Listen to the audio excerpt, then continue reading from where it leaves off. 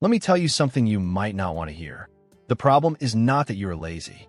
The problem is not that you do not have dreams. And the problem is not that you do not know what to do. Deep down, you already know what would improve your life. You know you should focus more. You know you should spend less time scrolling.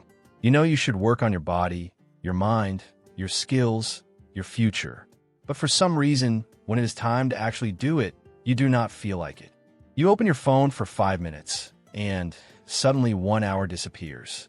You make a plan at night, feel motivated, promise yourself that tomorrow will be different, and then tomorrow comes, and you repeat the same cycle again. You watch videos about discipline. You save motivational posts. You tell yourself, this time I'm serious. But nothing changes. And the worst part is not even the wasted time. The worst part is that little by little, you start losing respect for yourself. You start feeling like you cannot trust your own word. You say, I'll do it, but a part of you already knows you probably will not. And if that feels familiar, then this video is not just another video for you. This might be the wake-up call you need. Because what is happening to you is not random. Your brain is being trained to choose easy pleasure over real progress. Every day, your mind is being pulled into a loop of cheap stimulation. Scrolling, notifications, short videos, junk content, endless entertainment, instant pleasure, instant distraction. And the more you feed that loop, the harder normal life starts to feel. Studying feels boring. Working feels heavy. Reading feels slow. Exercising feels painful. Sitting alone with your thoughts feels almost impossible. Not because life is meaningless, but because your brain has been overstimulated for too long. Today, we're going to talk about dopamine, but not in a complicated scientific way. We're going to talk about dopamine in the way it actually affects your daily life, your focus, your motivation, your confidence, your discipline, your relationships, your future. And more importantly, we are going to talk about how to escape the loop. Because you do not need a perfect life. You do not need superhuman discipline. You do not need to disappear from the internet forever. But you need to take back control. So if you're tired of feeling distracted, tired of wasting your potential, tired of making plans you never execute, stay with me until the end. Because by the end of this video, you will understand why your brain keeps choosing distraction and how to slowly train it to choose you again. First, let's understand what dopamine really is. A lot of people talk about dopamine like it is some kind of enemy. But dopamine itself is not bad. Dopamine is part of your brain's reward system. It helps you feel motivated. It helps you want things. It pushes you toward rewards. When you eat something delicious, dopamine is involved. When you receive praise, dopamine is involved. When you achieve a goal, dopamine is involved. When someone you like texts you back, dopamine is involved. When you win a game, get attention, complete a task, learn something exciting, or experience pleasure, your brain remembers that feeling and says, let's do that again. That is how habits are built. The problem starts when your brain gets too much reward for too little effort. Think about it. In the past, if a person wanted pleasure, achievement, or social connection, they usually had to do something in the real world. They had to talk to people. They had to build something. They had to practice a skill. They had to work, move, create, risk rejection, face discomfort. But now, you can get stimulation instantly. You can open your phone and receive endless novelty. A new video, a new message, a new notification, a new face, a new opinion, a new drama, a new joke, a new image, a new thing to buy, a new thing to desire. Your brain loves novelty. It loves surprise. It loves quick rewards. So when you scroll, you are not just relaxing. You're training your brain to expect fast rewards without effort. And this is where the trap begins. Because real progress does not work like that. Real progress is slow. Building a body takes time. Building money takes time. Building confidence takes time. Building a skill takes time. Healing your mind takes time. Creating a better future takes time. But your brain, after being fed instant rewards all day, starts rejecting slow rewards. That is why you can scroll for 2 hours without effort, but reading 10 pages feels painful. That is why you can watch random videos until 2 a.m., but studying for 30 minutes feels impossible. That is why you can consume content about success all day, but actually working on your own success feels heavy. Your brain is not broken. It has simply been trained in the wrong direction. And the dangerous part is that cheap dopamine does not look dangerous in the beginning. It looks harmless. Just one more video, just one more episode, just one more check, just one more message, just one more scroll. But just one more becomes your lifestyle. And slowly, your focus becomes weaker. Your patience becomes shorter. Your ambition becomes quieter. Your standards become lower. And your confidence starts to disappear. Not because you are incapable, but because every day you are proving to yourself that distraction has more control over you than your own decisions. Now, let's make this very simple. There are two types of reward you need to understand. The first one is what we can call cheap dopamine. Cheap dopamine is easy pleasure with little or no effort. Endless scrolling, junk food, random entertainment, porn, gossip, binge watching, constant notifications, buying things you do not need, checking your phone every few minutes. This type of pleasure is fast. It is easy. It feels good for a moment. But after it ends, you usually feel empty. You feel tired. You feel guilty. You feel like you wasted time. And then, because you feel bad, you look for another quick pleasure to escape that feeling. That becomes a loop.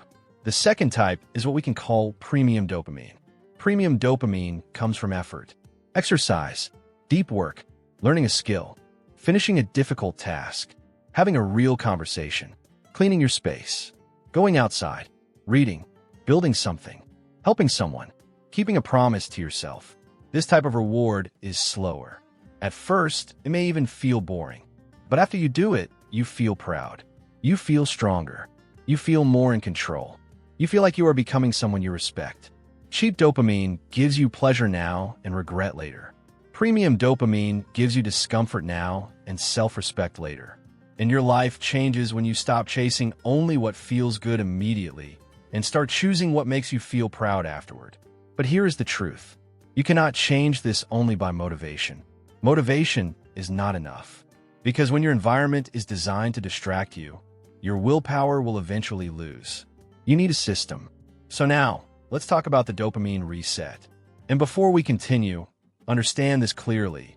A dopamine detox does not mean you are removing dopamine from your brain. That is not how the brain works. A dopamine detox simply means you reduce overstimulation and give your brain space to enjoy slower, healthier rewards again. It is not magic. It is training. You are training your brain to stop being addicted to constant stimulation. And the first step is simple. Identify your triggers.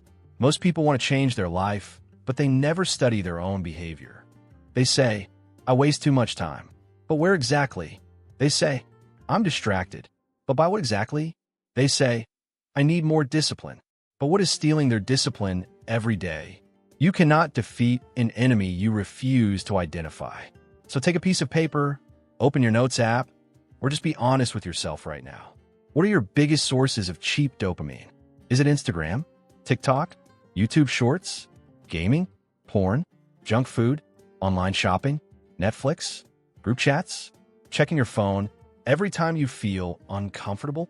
Be specific. Do not write phone. Write exactly what you do on your phone. Because your phone is not the real problem. The problem is the behavior pattern your phone allows. For example, maybe your trigger is not social media in general.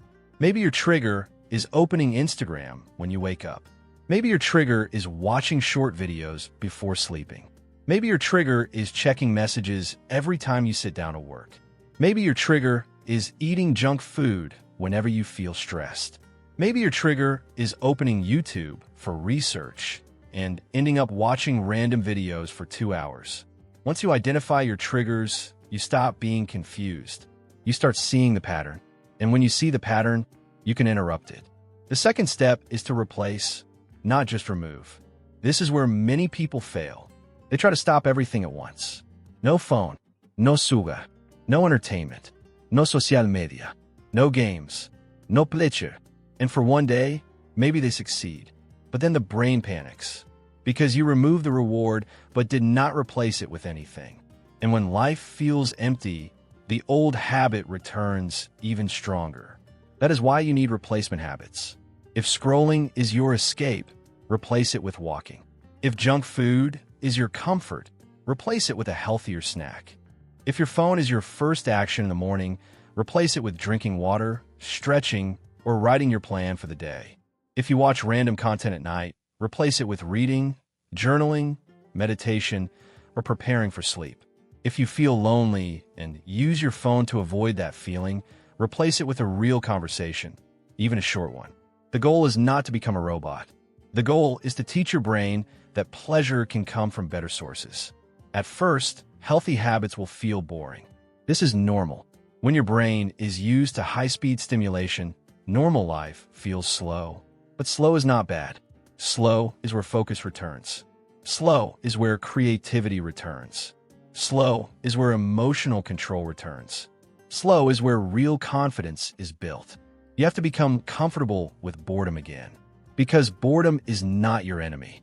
Boredom is the space where your mind starts healing. Most people cannot sit alone for 10 minutes without reaching for their phone. That is not normal freedom. That is dependence.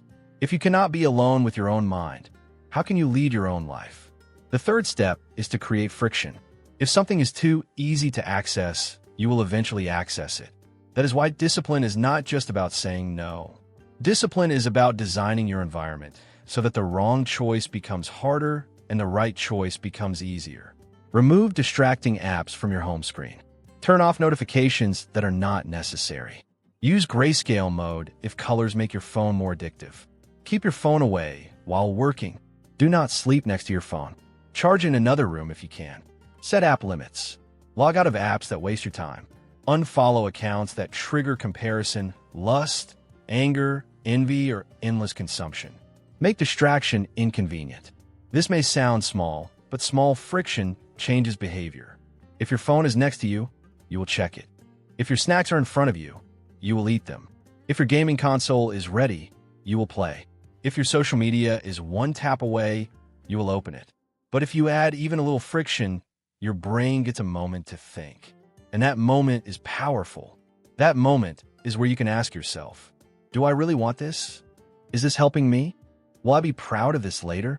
Most bad habits survive because they happen automatically. Friction breaks the automatic cycle. The fourth step is to start with small detox windows. Do not try to become a monk overnight.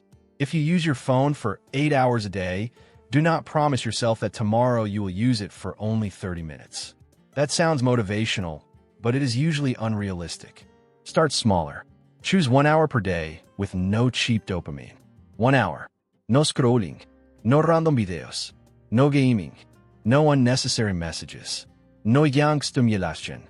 Use that hour for something real. Study. Train. Walk. Clean. Read. Write. Work on a skill. Talk to someone. Sit with your thoughts. At first, 1 hour may feel uncomfortable. That discomfort is a sign that your brain is used to being stimulated. But after a few days, 1 hour becomes easier. Then you increase it. 2 hours. Then a morning. Then one full evening. Then maybe one full day per week where you reduce digital stimulation and reconnect with your real life. The goal is not perfection. The goal is progress. You're not trying to punish yourself. You're trying to prove to yourself that you are not controlled by the next notification. And every time you choose focus over distraction, you build self-respect.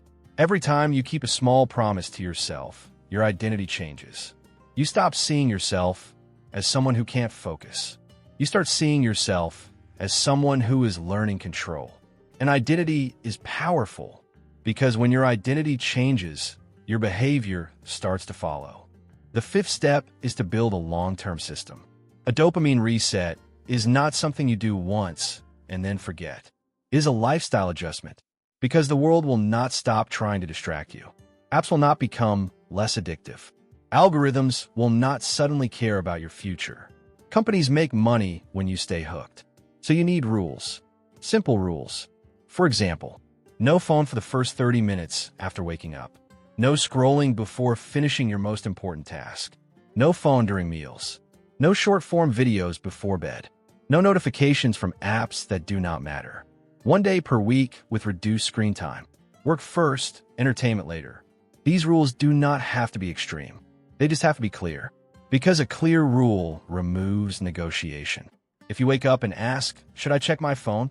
You will probably check it.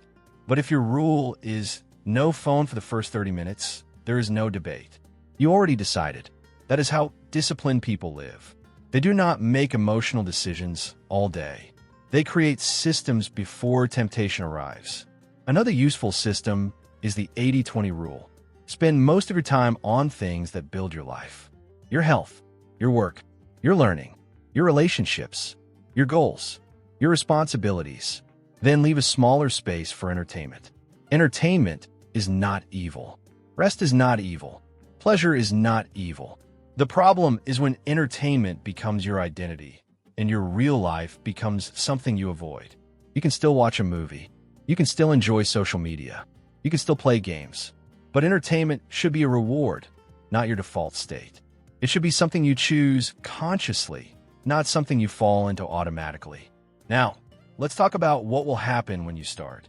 At first, your brain will resist. You may feel bored. You may feel anxious. You may feel restless. You may feel like checking your phone every few minutes. You may even feel like your day has become empty. That does not mean the detox is failing. That means it is working. You are finally noticing the discomfort you used to hide under stimulation. And this is where most people quit. They think, I feel bad, so this must be wrong.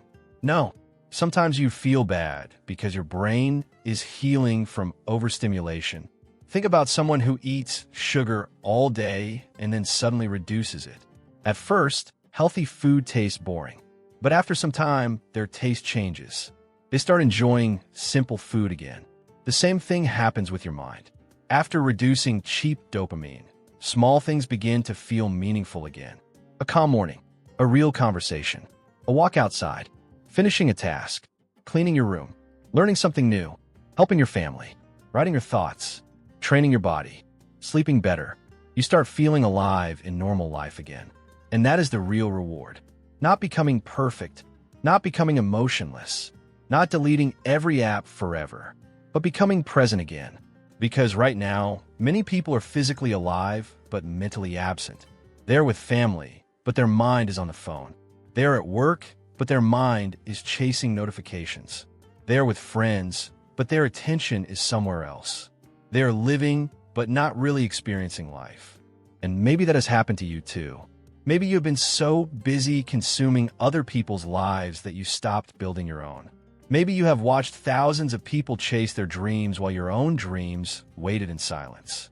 Maybe you have saved so much advice that you forgot to apply one single thing. But that can change. Not tomorrow, not someday, today. Right after this video, do one thing. Just one. Remove one distracting app from your home screen. Turn off one unnecessary notification. Set 1 hour without your phone. Write down your biggest triggers. Go for a walk without headphones. Read 10 pages. Do one workout. Clean your room. Start the task you have been avoiding. Do not wait for motivation. Action comes first. Motivation often comes after. When you act, you create evidence. Evidence that you are changing. Evidence that you can focus. Evidence that your life is not controlled by cheap pleasure. Evidence that you are still capable of becoming the person you said you wanted to be. And over time, that evidence becomes confidence. Real confidence does not come from telling yourself, I'm amazing.